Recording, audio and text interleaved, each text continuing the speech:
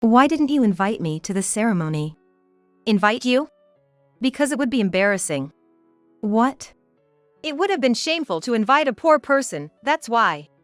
The eldest son, David, spat out those words. However, at his brother's wedding, he shouted, "Hey! Give me some money! This is a scam!" What happened to him afterward? I'm Linda, turning 52 this year. I have 2 sons. Right after my youngest, Kevin, was born, my husband died in an accident. As a single mother, I raised Kevin and my eldest son, David, on my own. Of course, we couldn't afford a luxurious life. I worked every chance I could to pay for living expenses and their education. Because of this, I think my children often felt lonely. David, who always hated our bare-bones life, often rebelled against me. After graduating high school, he left home and never looked back. On the other hand, Kevin has been a mama's boy since he was little, always hugging me and saying, "Mom, thanks for working so hard," when I came home from work. That always made me so happy. Of course, as he got older, the hugging stopped, but he always seemed to worry about me. I rarely hear from David now, but Kevin and I keep in touch regularly, and he frequently visits home. I'm often surprised at how different my 2 sons have turned out to be. One day, I got a call from Kevin asking, "Hey, I've got someone I want to marry. Can I bring her over next time I'm off?" I was overjoyed and told him I couldn't wait to meet her. To think that my little Kevin wants to bring home the woman he wants to marry. On his day off, Kevin brought over his fiancée, Julia. "Nice to meet you, I'm Julia. I've heard so much about you from Kevin, and I've been looking forward to meeting you," Julia said that, showing me her lovely smile. Just like someone Kevin would bring, she had a very friendly and approachable vibe, and I liked her the moment I saw her. Actually, we've already booked a venue for the wedding in 6 months, but we haven't decided on the type of ceremony yet. Is that so? It's a once-in-a-lifetime event for you, Julia, so we have to make it special. The 3 of us had a great time discussing the upcoming wedding. I felt so happy at the thought of my child getting married that I found myself getting teary-eyed as we talked. A few days later, still giddy about Kevin's wedding, I told one of the neighbors that my youngest is getting hitched. The neighbor said, "Really? Congratulations! After David, now Kevin. Good things keep happening." David? I was puzzled by her words. What did she mean by following David? She then dropped a bombshell. You know, David got married a little while back, and now Kevin's following suit. David got married? As I stood there confused about what was happening, someone remarked, "You know, my eldest was invited to David's wedding and attended." You didn't know, Linda. I hadn't heard anything about David getting married. Shocked by the news, I rushed home and called David. It had been a while since we last spoke. We hadn't been in touch recently, so I anxiously waited for David to pick up the phone. Then I heard a familiar voice. "Hello? David? You got married, what do you mean? You had a wedding without telling me?" When I asked, David replied with a hint of annoyance. So what? So what? You got married without even telling me. Why didn't you invite me to your ceremony? Because it's embarrassing. What? Because you're poor, Mom. You don't get it? I didn't invite you because you're poor. I was stunned and couldn't understand what he meant at first. Embarrassed because we're poor? I was so confused I couldn't find the words to respond. Then a woman's voice came on the line. "Hello? This is Kate, David's wife." David's. You're quite slow, aren't you, Linda? You don't understand what David is trying to say? I happen to be a CEO's daughter, you know. My dad runs his own company. That means David is now the crucial heir to my father's company. Next month, the company's management rights will be his. Haven't you heard of Scat Corporation? Well, I guess someone living a bottom-of-the-barrel life like you wouldn't know. It's fine if you don't. Kate's words left me speechless. Poor and at the bottom. Could someone really say that to their mother-in-law? That's why David doesn't want anything to do with a poor person like you anymore. It's embarrassing, isn't it? From now on, could you please stop contacting us? You understand, right? Or is this too grand a scale for a poor person to grasp? Kate said some truly awful things to me, belittling me with such harsh words. As I stood frozen, phone in hand, I could hear Kate's laughter through the receiver. Then David's voice came through, saying, "That's just how it is, so stop contacting us.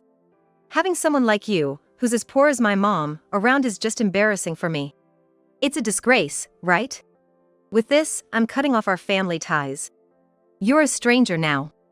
Goodbye." And with that, the call ended. I was stunned and couldn't move for a while after such cruel words from David and Kate.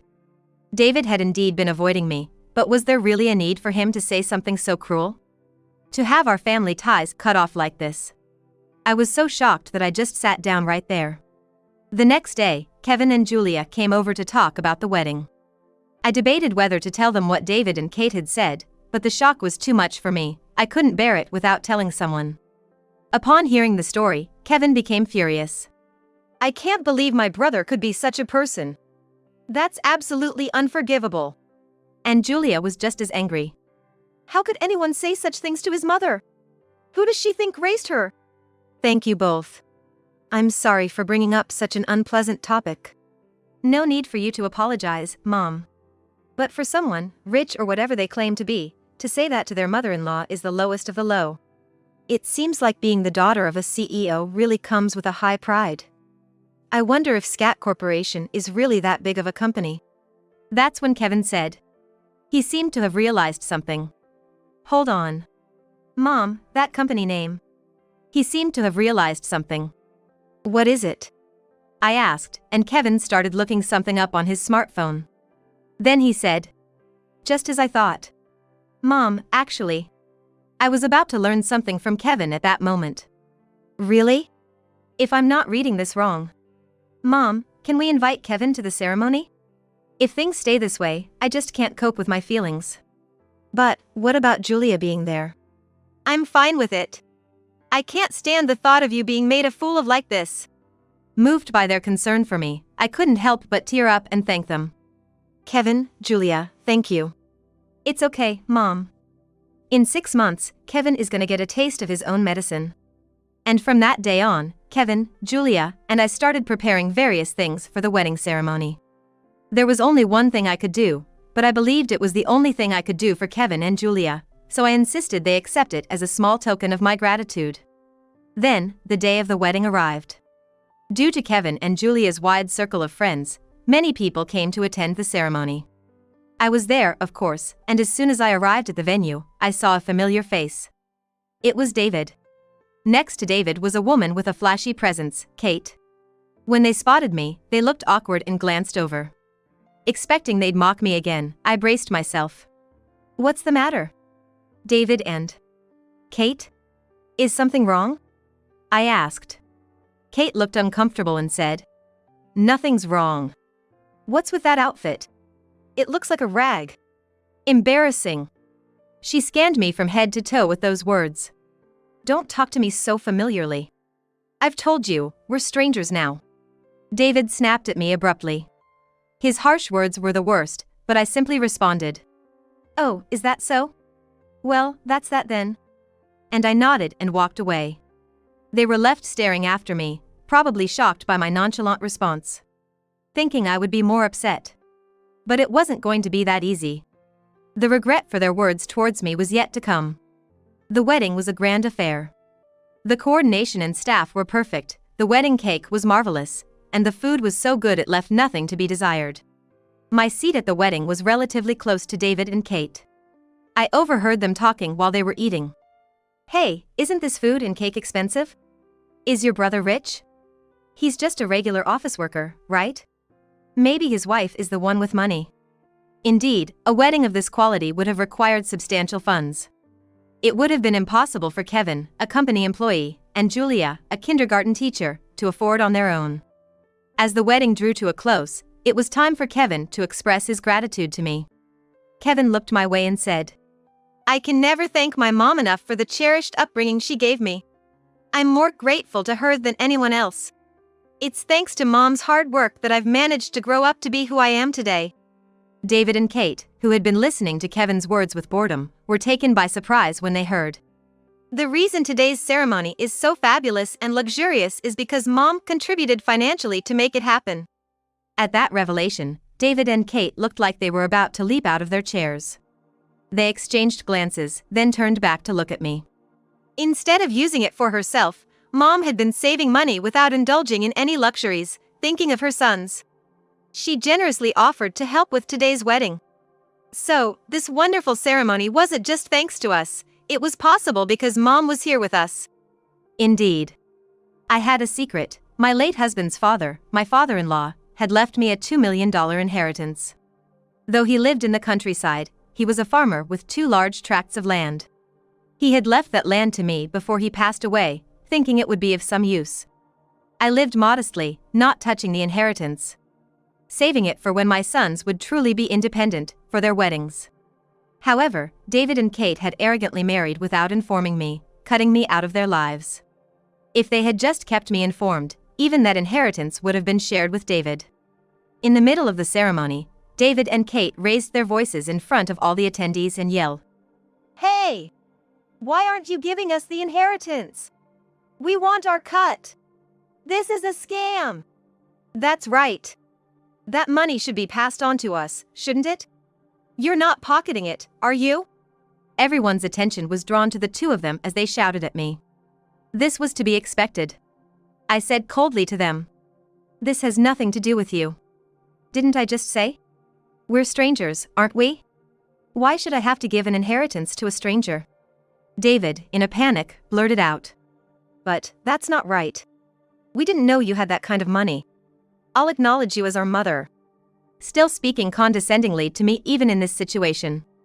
Suddenly, Kate switched to a smiling face and said, "We're family, aren't we? It's not too late.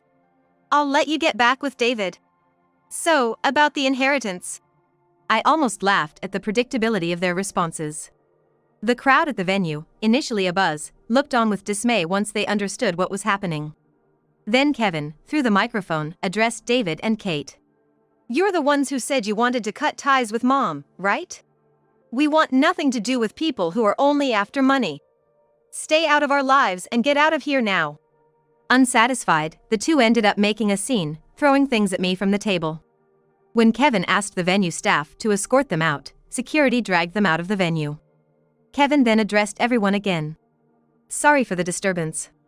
We will continue to cherish our mother. Whether there's money or not, she's still our precious mother."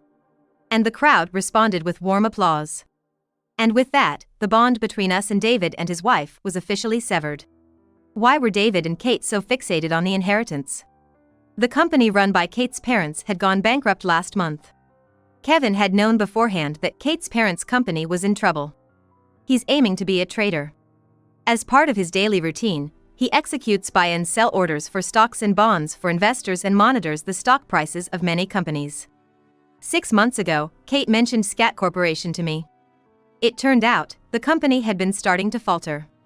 It seems likely that neither David nor Kate knew about it, as they were bragging over the phone, but Kevin knew that the company would probably go bankrupt. Kate's parents probably rushed to approve of her marriage to David and dumped the company on them to avoid being burdened with debt themselves. And then the company went bankrupt shortly after. David and Kate, who knew nothing, were suddenly saddled with overwhelming debt and had no place to live. Kevin knew this, but chose not to tell David, unable to forgive David's terrible insults towards me. As a result, David and Kate are now renting an old apartment, with Kate working as a cashier at a supermarket and David doing construction work while looking for a new job. They must be feeling the hardship of working for a living. They would have been desperate for my inheritance, but life isn't that sweet. They should realize how harsh it is to declare someone a stranger, even your own mother. Afterward, David called my cell phone many times. Of course, I had no intention of helping David, and it was he who declared us strangers. Kevin also said he had no intention of helping David, and we blocked all contact from him. And now, we are actually building a small new single-story house on a small piece of land a bit out of town. There was a chance that David might come to our old house, so we used the money saved for David for the new house instead. We are looking forward to the house being completed. 4 months after Kevin and Julia's wedding, we found out that Julia was pregnant. The thought of having our first grandchild is incredibly exciting. I hope to continue living a peaceful life, fitting for me. I just wish to cherish Kevin and Julia, who have always protected me, and live happily ever after. My name is Keith. I live in New York with my wife, Karen. We used to work at the same company. Though we were in different departments, we were on the same floor and initially only exchanged greetings. I found her incredibly attractive and eventually started sitting with her in the company's break area during lunch. From there, we began talking more. During one of our conversations, I suggested, "How about we go out for drinks sometime?" Her response was, "Sure, but I'm bringing a cute coworker with me, so recommend a nice place, please." I remember feeling over the moon when she accepted my invitation, since I had always thought she must be popular. The following weekend, we went out for drinks in a group of 3 men and 3 women, bringing along our coworkers and juniors. Karen looked stunning in her casual attire, and she completely captured my attention. Of course, I had already told the coworker I brought that I was interested in Karen, so the atmosphere was quite lively and we had a great time. When the mood shifted towards going to a second location, I pretended to be drunk and slipped away from the group, ending up at a hotel with Karen. Our relationship started in an unconventional way, but we eventually became a couple and decided to marry a few years later. At that time, some female colleagues seemed concerned, but I was too filled with joy at the prospect of having a beautiful wife to care much about their worries. Looking back, I wish I had paid more attention to what those women were saying. Married life, which I had anticipated to be full of happiness, wasn't always smooth sailing. My work suddenly became very demanding. I was staying late every day, and I even had to work on weekends. It was a challenging start to our married life, which we had hoped to enjoy fully. I was concerned that the lack of shared meals was making Karen feel lonely. "I'm sorry for being so busy lately that we haven't been able to have meals together." I apologized. "It's okay," she reassured me. "It gives me time to focus on things at home. I've been having lunch with a friend I met through my part-time job, and it's been quite fulfilling." "That's good to hear," I replied. "But don't overwork yourself, Keith." I felt relieved to see Karen managing well at home and finding her own ways to enjoy life even when I couldn't give her much attention. About a year into our marriage, my job finally started to settle down, and we began to enjoy our weekends together. I made the most of this time by going out with Karen and trying to make up for the moments we missed during our first year of marriage. One day, Karen mentioned, "I think it's about time we start trying for a baby." The timing felt right since my work had just come to a good stopping point, and it had been exactly a year since our wedding. I was delighted that we were on the same page. Eventually, we discovered that Karen was pregnant with a little life growing inside her. I asked her to quit her part-time job to prioritize her health. The prospect of becoming a father made me even more dedicated to my work. My colleagues and bosses celebrated with us, and I was driven by the mission to earn more to support my wife and child. Both sets of parents were thrilled about the arrival of their first grandchild, and even before the baby was born, they were discussing who would buy the crib, the stroller, and other essentials. The family interactions also increased, bringing everyone closer together. Several months later, we were blessed with the arrival of a healthy baby boy. When I touched his tiny hands and feet for the first time, I was moved to tears. It's curious how he's so adorable that I never tire of watching him. Just the thought that I'll be able to watch him grow for decades to come made me feel like my life had meaning. The boy was the spitting image of Karen, and everyone said he'd be a heartbreaker when he grew up. Right on the money. I couldn't see much of myself in him, but I figured there'd be plenty of father-son chats I'd be responsible for down the line, and that was fine by me. 3 years later, on one of my days off, Karen mentioned she was going out for lunch with some mom friends, so I stayed home with our now 3-year-old son. We were watching TV when suddenly, he fell ill. He was suffering from vomiting and diarrhea, looking so miserable that I rushed him to the local clinic. I texted Karen just to say we were at the clinic but not to worry. The doctor thought it was just a cold but decided to do a blood test just to be safe. The test confirmed it was indeed just a cold, but while looking at the test results the doctor handed me, I stumbled upon a shocking truth. The blood type listed was B. B. I muttered it to myself, or so I thought, but it came out loud enough for the doctor to give me a puzzled look. I thanked him quickly and left the examination room. I'm type A. And Karen is type O. The possibility of us having a type B child baffled me. At that moment, my mind was a whirlwind of confusion. I told myself it must be some mistake. Over and over, but I couldn't dismiss a growing suspicion. When we got home, Karen had already returned and asked how everything went, but I'm not sure if I responded properly. No matter how much I thought about it, I couldn't come to a satisfactory conclusion, and without anyone to turn to, I decided to get a DNA test. The wait for the results was excruciating, and though I went through the motions of responding to Karen and my son, my mind felt foggy. The results were clear: he wasn't my son. It felt like everything I had built up was crumbling down all at once. I'd never experienced such a feeling before, not when I flunked an exam or got dumped by a girlfriend. After the results, I found myself unable to see the boy as my son, and I even began to wonder why this creature was living in my house. You might think that after raising a child for 3 years, even if not by blood, affection would develop, but it didn't for me. My rejection might have been towards Karen's lack of ethics in making me believe the child was mine. I could have pretended not to notice, and maybe time would have healed our family back to happiness. But I started to lose my appetite, and even when I forced food down, it wouldn't stay. At my wit's end, the only solution I could think of was divorce, so I sought advice from a coworker who had been through it. I invited my senior colleague out for drinks after work the next day and laid it all out. Karen and I were known for our good relationship, and since we were a workplace romance, she was still connected with my colleagues. At first, my senior thought it was a joke, but as he listened, he grew serious and introduced me to the lawyer who'd helped him during his divorce.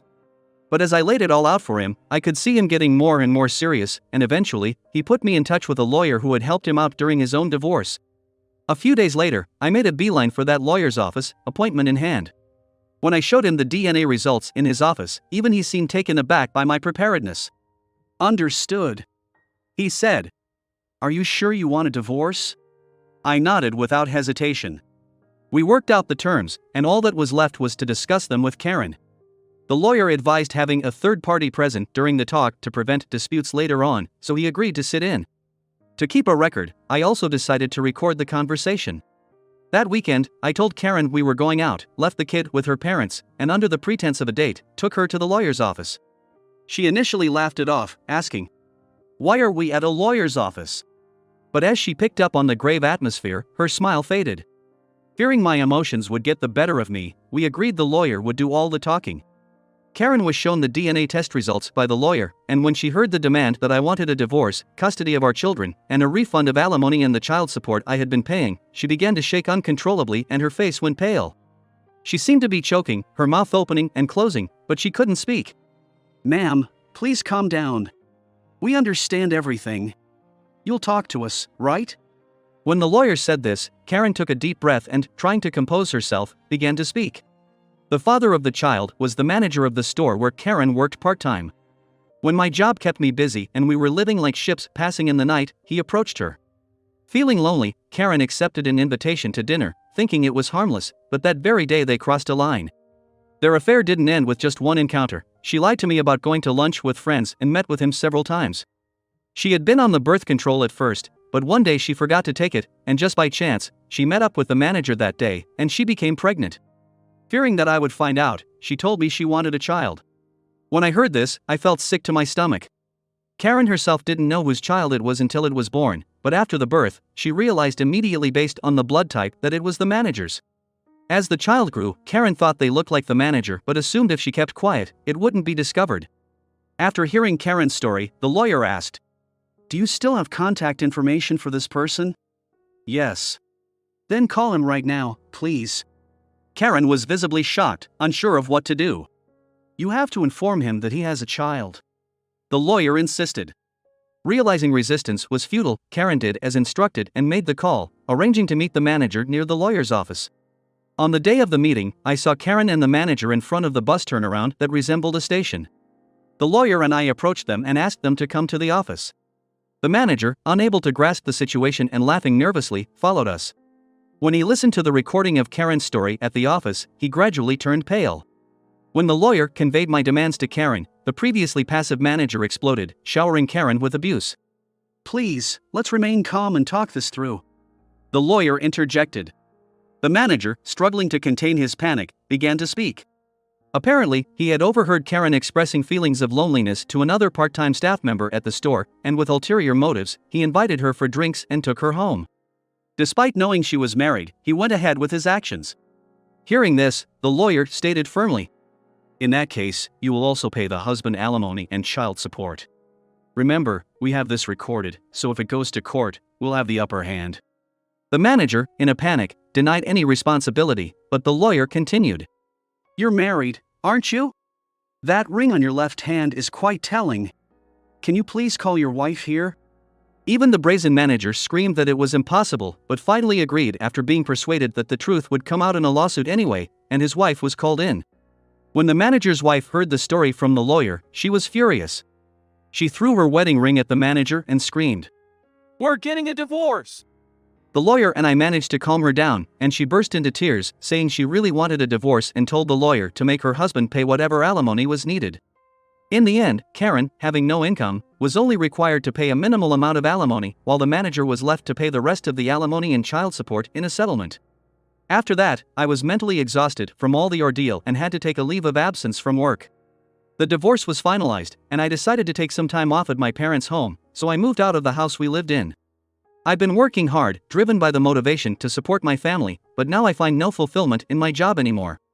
Still, the colleagues and bosses I consulted about the divorce have been encouraging, telling me we should go out for a drink once I've settled down.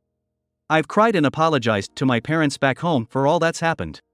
I've worried them so much that I'm thinking, once my mental state is stable, I might take them on an overseas vacation. Sometimes, I feel like I hear a voice calling out "Daddy" from somewhere. I can't make heads or tails of what this is.